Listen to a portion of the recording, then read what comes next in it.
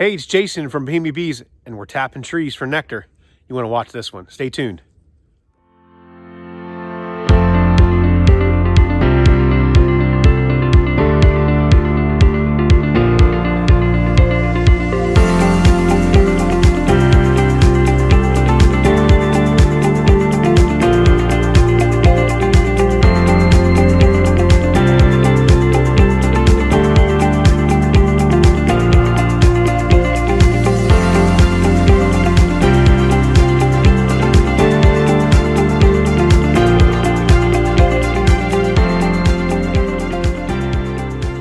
Hey, Jason from Bohemia Bees, and we are out in the apiary. We're actually on the outside of the apiary, and my buddy Don over here, he's sort of kind of the expert or the jack of all trades, I guess master of none maybe, is that what he would say, but master of many?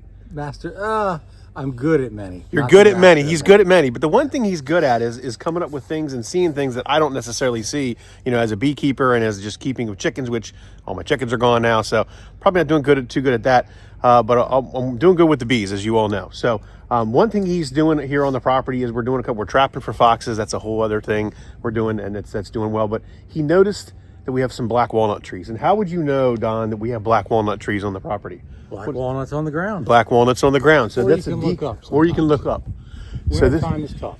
But what we're doing right now is he's identified a couple trees. If you see back here, you can see the ones back in the back there that are flagged and tagged.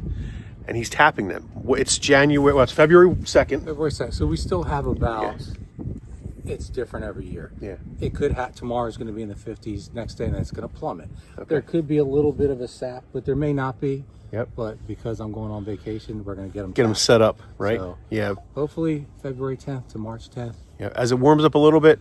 And so the interesting thing about it is this is how it relates to the bees. You're like, Jason, why are you talking about black walnut trees and the bees? Well, as you all know, the nectar is what the bees will use for honey, right? In a walnut tree or in a maple tree or any type of tree, the water that's consumed or pulled up from the ground is then turned into the nectar that's in the tree. The sweetness in the tree is the carbohydrate. It ultimately pushes the buds to bloom, which ultimately where the bees will tap the honey, in some cases, but ultimately where the fruit of the tree, which is the black walnut, will be produced. And we're going to tap into that honey, or that nectar, I should say, right here in this tree. So we're going to take a look at how Don is going to set up this tree to be tapped for black walnuts. Let's take a look. All right, so we've identified a black walnut right here.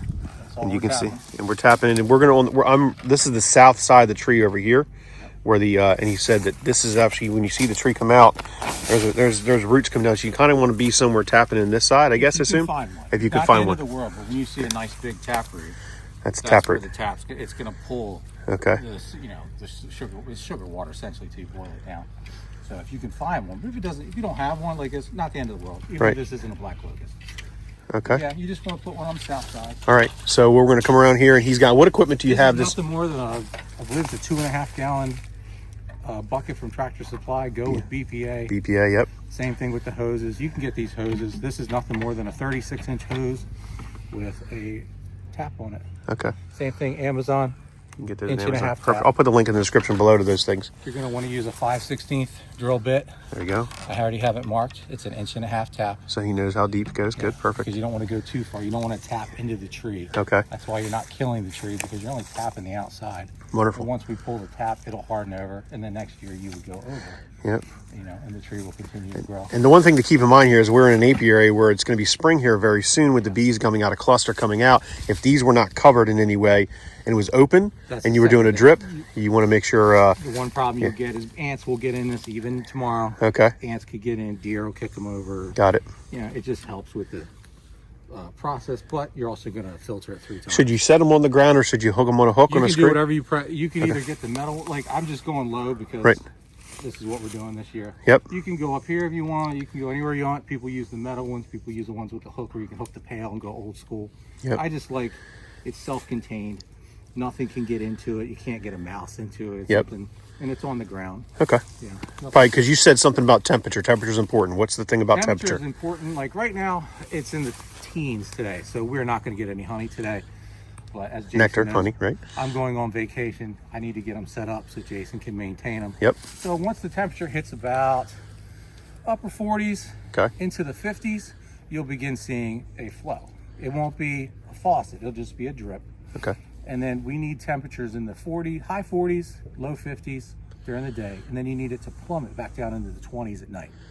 And once that conditions change where it's staying 50s all day, 42 at night, you need to stop pulling the syrup from the tree, the sap. Got it. The nectar necessarily, right? If it's turn cloudy, it'll spoil your entire mix. Oh, Then okay. you've done a lot of no work. A lot of work for nothing. Got it. All I'm going to do is secure the lid. Lid's on. Obviously, with our setup, you're not going to go higher than the tubing. So we'll tap right there off of this root. You can either go straight in or you can go at just a little bit of an angle. You don't want to go crazy. So you're just going to go in 1.5 inches. That's all there is to it. Now, do you have to come and re-tap those at any point, or is it never? Okay, okay. Unless it's running dry for some crazy reason, which it shouldn't. Okay. And then you just gently tap it in. Without breaking. I prefer metal, but I'm going with plastic this year. Okay. There we go. That taps in. That's it. Okay, so Don has about, what do we have, about 5 trees done? 5 or 6? 2, 4, 6, maybe 6 or 7. About a half a dozen or so trees he's got tapped. As you can see, all the buckets are on the ground here, on the trees that he's identified. One right behind us here on the ground as well, tapped. And we're gonna wait. It's wait till we'll check them tomorrow morning. I'll start to gather some of that syrup that comes out of the tree, put it in a 5-gallon bucket. He said put it in a freezer. That just maintains the consistency.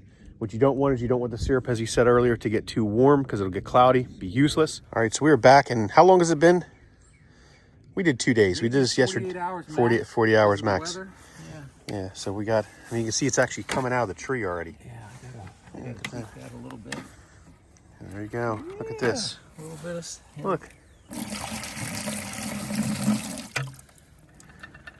And does that taste sweet, or is it more just, it's more just nectar from the tree, huh? It's 98% water, 2% sap.